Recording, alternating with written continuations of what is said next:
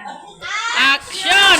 Yan. Napakagaling. Ang senaryo po ng group 3 ay 10 years old po kung paano bago kumain. Kung anong ginagawa bago kumain.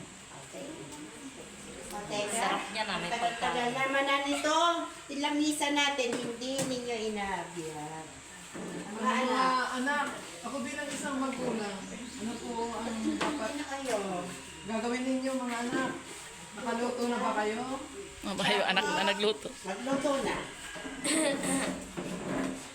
Bunso, tulungan mo na sila ate mo. Ako na nito bahala. Maghahain na po. Yes. Maghain na kayo. Magkain na tayo at makakain na. Kasi ng Okay? pananghalian. Pray, Bunso. At nang tayo makasimula na, Halika na Casey at tayo'y hahain. maghain na. Ay, nauna. Huwag mo yung kailang ma'am. Pahirap ka na.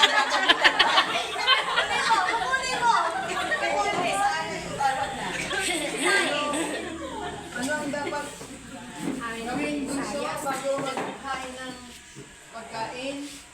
Bago kumain. Bago kumain? Pray tayo. Okay. Sarang na naman, anak. Tayo.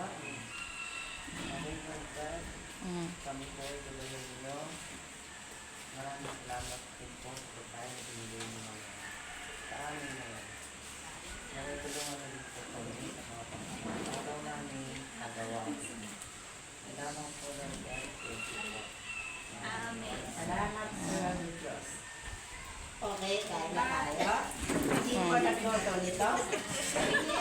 Parang masarap na nakit niya lang gatek ko.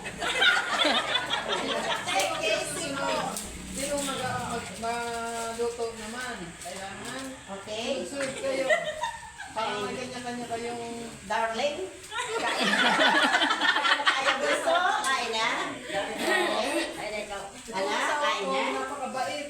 Sila yung sa mga aming mga anak Gusto? para magkain ng pagkain. Inom ng tubig para kay lumakas nang tayo ay makaisod-isod ng ano, yakabahan.